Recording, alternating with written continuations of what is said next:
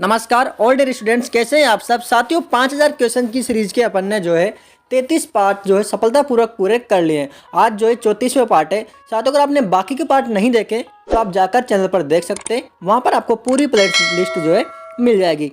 साथियों, आज से 5 से 10 सालों में जितने भी ITI इलेक्ट्रीशियन के जो एग्जाम हुए, चाहे वो यूपीपीसीएल ले लीजिए, रेलवे ले लीजिए, आपके बिजली बोर्ड ले लीजिए, सभी राज्यों के, उनमें जो क्वेश्चंस आए होते हैं उन सभी क्वेश्चंस को अपन जो है यहाँ पर एक सीरीज में लेकर आए, जिसमें अपन ने यहाँ पर 5000 क्वेश्चंस को यहाँ पर टारगेट किया हुआ है। 3500 प्लस क्वेश्चन यहाँ पर हो चुके हैं। लगभग सीरीज पूरी अपने कुछ ही दिनों में जो है पूरी हो जाएगी। तो आप जल्दी से इस सीरीज को कंप्लीट कर ले दोस्तों। तो शुरू करते हैं 34वें पार्ट का पहला। नमस्कार साथियों, मैं इंद्रराज गौड़ स्वागत करता हूं आपके अपने YouTube channel ITI job site. यदि अल्टरनेटर एक यंत्र उच्च घूर्णन वाला आर्मेचर है और 3 फेज स्टार आपूर्ति से जुड़ा हुआ है तो उसमें कितने स्लिप रिंग होंगे। तो साथियों, अगर आप अल्टरनेटर है और वो स्टार आपूर्ति से जुड़ा हुआ है तो उसमें स्लिप रिंग पूछा गया है, तो यहाँ पर जो आपको स्लिप रिंग की संख्या होगी यहाँ पर 4। ठीक है, स्टार आपूर्ति में तीनों कनेक्शन ऐसे होते हैं RYB। ठीक है, और यहाँ जो पॉइंट बनता है यहाँ से अपना न्यूट्रल जनरेट होता है अगर ट्रांसफार्मर की बात करें तो। ठीक है, तो 3 स्लिप रिंग यहाँ पर होगी अपनी। स्लिप रिंग देख सकते हैं आपको, ये एक तरीके से रोटर है। ठीक है, और यहाँ पर जो लगी हुई है तीनों, इनको बोलते हैं साथियों स्लिप रिंग्स। ठीक है, क्या बोलते हैं? स्लिप रिंग बोलते हैं। अगर स्टार में ये डेल्टा में होगा और अगर ये स्टार में है तो इसमें यहाँ पर एक स्लिप रिंग और लग जाएगी, तो यहाँ पर कितनी हो जाएगी? 4 स्लिप रिंग यहाँ पर हो जाएगी। अगला क्वेश्चन है, घूर्णन की एक निश्चित गति पर एक अल्टरनेटर यंत्र द्वारा उत्पन्न EMF की आवृत्ति किसकी संख्या पर निर्भर करती है। तो वो करती है आपकी पोल की संख्या पर। आपने देखा होगा फ्रीक्वेंसी का निकालते हैं आप, तो फ्रीक्वेंसी बराबर क्या होता है? P/N। ठीक है, अपॉन आपकी 120। ठीक है, तो पोल की संख्या पर जो आपकी निर्भर करती है, इसको P बोले तो पोल। साथियों, हम यहाँ पर इसके जो क्वेश्चन के साथ साथ इसके आंसर को रीड कर रहे हैं। इन जो बाकी के जो 3 ऑप्शन है इनको रीड नहीं कर रहे हैं। अगर इनको रीड करेंगे तो आपका हमारा जो है टाइम के साथ साथ जो है आपका भी टाइम खराब होगा। हमारे जिसका वॉच टाइम तो बढ़ ही जाएगा, लेकिन आपका टाइम इसमें बहुत ज़्यादा खराब होगा। इससे कोई मतलब नहीं है। हम यहाँ पर क्वेश्चंस और जो है ऑप्शन यहाँ पर रीड कर रहे हैं। हमारे वॉच टाइम के चक्कर में हम आपका टाइम खराब नहीं करेंगे। ठीक है, ये देख सकते हैं, यह एक तरीके से साइलेंट पोल जो है रोटर इसको बोलते हैं साथियों। और इस वाले को बोलते हैं, क्या बोलते हैं? सिलेंड्रिकल पोल रोटर, क्योंकि ये गोल है, सिलेंडर की तरह है गोल, तो इसलिए इसको बोलते हैं सिलेंड्रिकल पोल और इसको बोलते हैं साइलेंट पोल रोटर। ठीक है, तो ये आपको याद रखना है। अगला क्वेश्चन है, निम्नलिखित भागों में से कौन सा भाग पोल कोर को यांत्रिक आधार देता है? पोल कोर को यांत्रिक आधार देता है और चुंबकीय धारा के एक भाग के रूप में कार्य करता है। तो उसको क्या बोलते हैं अपन दोस्तों? योक बोलते हैं। अगला क्वेश्चन है, निम्नलिखित में से कौन सी गैस इंसुलेटर बड़ी विद्युत मशीनों में शीतलक के रूप में कार्य करती है? यानी कि बड़ी विद्युत मशीनों में जो है शीतलक के रूप में, यानी कि ठंडक के रूप में कार्य करती है। तो यहाँ पर जो राइट आंसर है आपका वो है DMRC में पूछा गया था, वो होगा आपका हाइड्रोजन। नेक्स्ट क्वेश्चन है, एक सिंक्रोनस मोटर में बलागुण कोण टॉर्क एंगल को कैसे परिभाषित किया जाता है?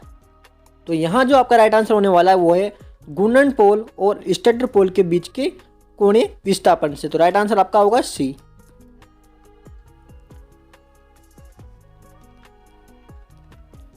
अगला क्वेश्चन है, एक सिंक्रोनस यानी कि तुल्यकालिक जनरेटर का वोल्टेज रेगुलेशन ऋणात्मक हो सकता है जब, यानी कि अगर सिंक्रोनस जनरेटर है तो उसका जो वोल्टेज रेगुलेशन है वो ऋणात्मक कब होगा, नेगेटिव कब होगा? तो वो कब होगा साथियों? आपका लोड पावर फैक्टर लीडिंग होगा। ठीक है, लोड पावर फैक्टर लीडिंग होगा, आपको ध्यान रखना है, लीडिंग होगा। ठीक है,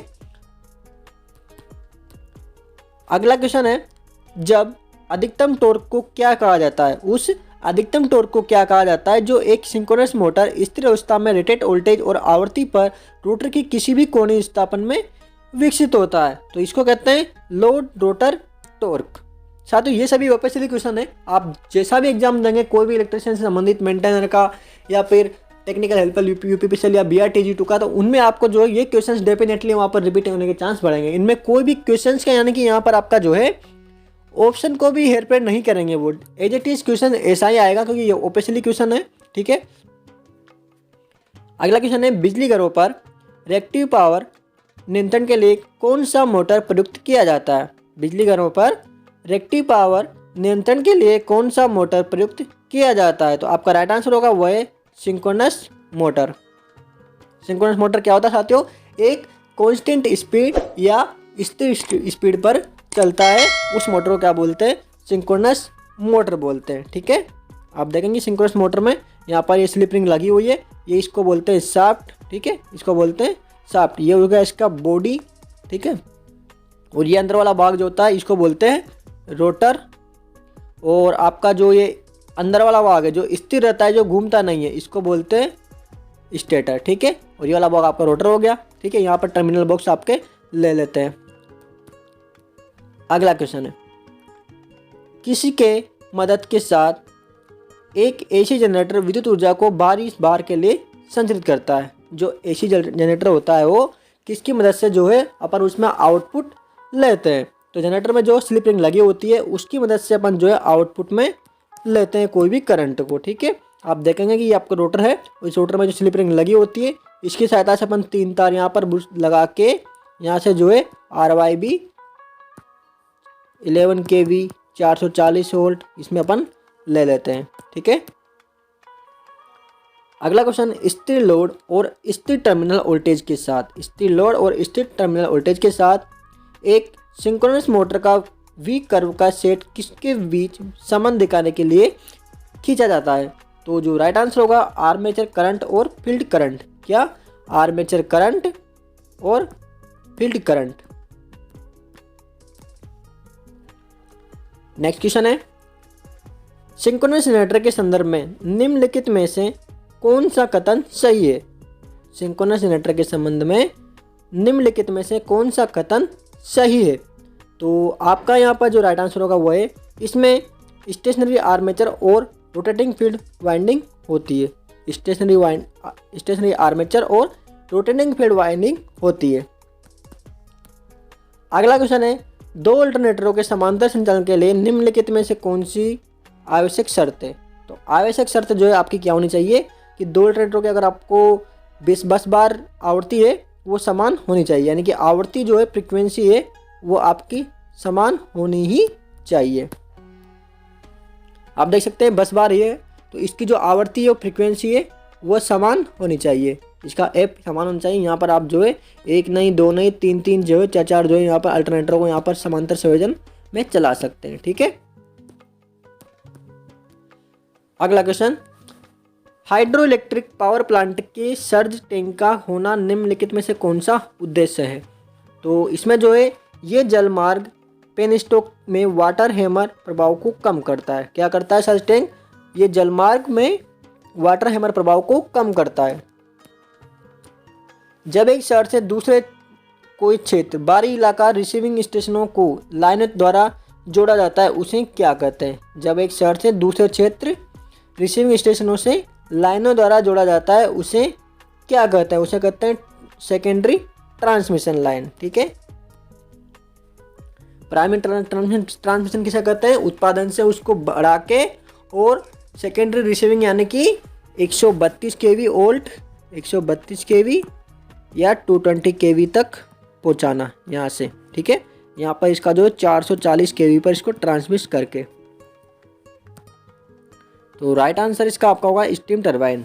उच्च गति के सिंक्रोनस जनरेटर में निम्नलिखित में से किस प्राइम मूवर का इस्तेमाल किया जाता है? तो स्टीम टरबाइन का यहाँ पर जो है इस्तेमाल किया जाता है। आप देख पा रहे होंगे यहाँ पर जो आपको चित्र दिखाया जा रहा है जिसमें स्टीम टरबाइन का जो है यहाँ पर ये चित्र है, इसमें आप समझ सकते हैं। इसमें यहाँ पे ये नोजल है और ये HP टरबाइन, ये IP टरबाइन, ये यहाँ पर इसका रोटर है जो कि गुणन करता है और यहाँ से जो है इस पाइप से स्टीम जाकर इसमें जाती है। ठीक है, तो इसकी सहायता से रोटर गुणन करता है और गुणन करने के साथ इसका जो है अल्टरनेटर का रोटर घूमता है, उससे जो है विद्युत एनर्जी अपन को मिल जाती है। अगला क्वेश्चन है, 50 हर्ट्ज हाइड्रोइलेक्ट्रिक पावर प्लांट में 4 पोल अल्टरनेटर की रोटर गति कितनी होगी? 50 हर्ट्ज हाइड्रोइलेक्ट्रिक पावर प्लांट में 4 पोल अल्टरनेटर की रोटर गति क्या होगी? तो यहाँ पर क्या पूछा गया अपन से?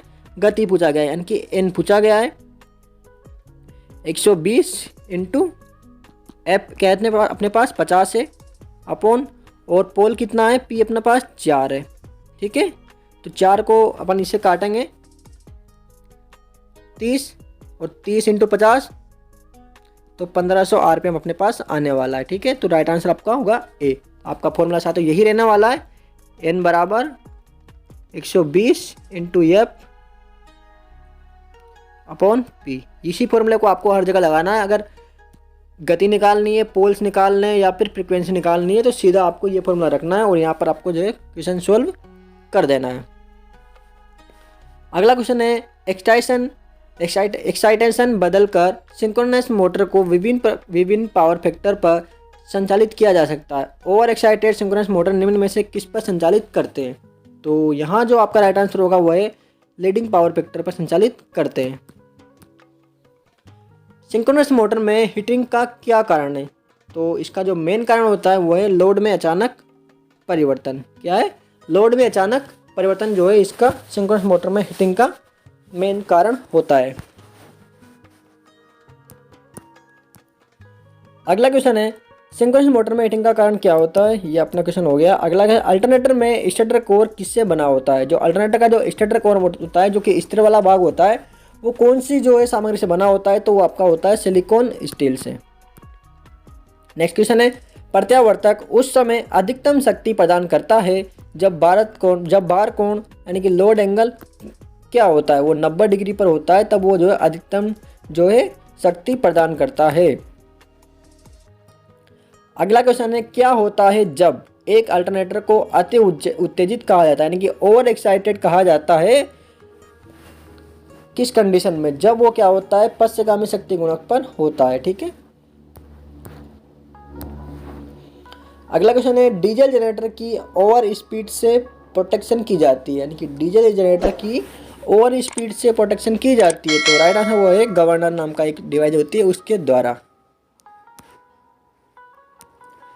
नेक्स्ट क्वेश्चन है एक प्रत्यावर्तक को सिंक्रोनाइज करने की 2 विधियां हैं। तो यहाँ जो राइट आंसर वो है लैंप विधि और सिंक्रोनोस्कोप विधि। कौन कौन सी? लैंप विधि और सिंक्रोनोस्कोप विधि जो है इसके द्वारा अपन जो है एक अल्टरनेटर को जो यानी कि प्रत्यावर्तक को जो है सिंक्रोनाइज कर सकते हैं। नेक्स्ट क्वेश्चन है निम्न में से कौन एक अल्टरनेटर शाफ्ट के एक सिरे पर फिक्स्ड एक छोटा डीसी शंट या कंपाउंड डायनेमो हो? निम्नलिखित में से कौन एक अल्टरनेटर शाफ्ट के एक सिरे पर फिक्स्ड एक छोटा डीसी शंट या कंपाउंड डायनेमो है? तो वो एक तरीके से क्या बोलते हैं उसको एक्साइटर यानी कि उत्तेजक बोला जाता है। साथियों अपनी जो सीरीज चल रही है वो 5000 क्वेश्चंस की है, जिसमें जो है अपन ने जो 5 से 10 सालों में जितने भी ITI के जो इलेक्ट्रिशियन के, मेंटेनर के या पावर ग्रिड के जो एग्जाम हुए हैं बिजली विभाग के, उनमें जो क्वेश्चंस आए होते हैं उन सभी क्वेश्चनों को अपन एक प्लेटफॉर्म पर लेकर आए हैं, जिसमें अपन ने 5000 क्वेश्चन को यहाँ पर टारगेट किया हुआ। 3500 क्वेश्चन प्लस यहाँ पर जो अपने कंप्लीट हो चुके हैं। अगर आपने ये सीरीज नहीं देखी है तो आप इसको पूरी कंप्लीट देख सकते हैं, उसकी आपको प्लेलिस्ट जो है चैनल पर मिल जाएगी। आए दोस्तों आपको वीडियो पसंद आई होगी। आपको इस सीरीज में, इस पार्ट में या बाकी के पार्ट में कोई भी डाउट है तो आप कमेंट बॉक्स में कमेंट कर सकते हैं। क्वेश्चन इसमें बढ़ाने, क्वेश्चन घटाने या जो बाकी के 4 ऑप्शन है उनको भी अगर रीड करना है तो आप बता सकते हैं। बाकी अगर क्वेश्चनों को जो ऑप्शन है उनको रीड करेंगे तो उसमें हमारा वॉच टाइम तो बढ़ जाएगा, हमें फ़ायदा हो जाएगा, लेकिन आपका उसमें टाइम नुकसान होना है। हमारे वॉच टाइम के चक्कर में हम आपका नुकसान नहीं कर सकते। ठीक है, इसलिए ये सबसे बेस्ट ऑप्शन है क्वेश्चन का और आंसर का, क्योंकि पहले भी कुछ साथियों ने बोला था कि सर ये ठीक है, इसलिए हमने इसी को कंटिन्यू रखा। ठीक है, तो आपका कोई भी डाउट है तो आप कमेंट बॉक्स में कमेंट कर सकते हैं। आए दोस्तों आपको वीडियो पसंद आई होगी। मिलते हैं नेक्स्ट वीडियो में, तब तक के लिए जय Hind. Subscribe now and press the bell icon. Never miss an update.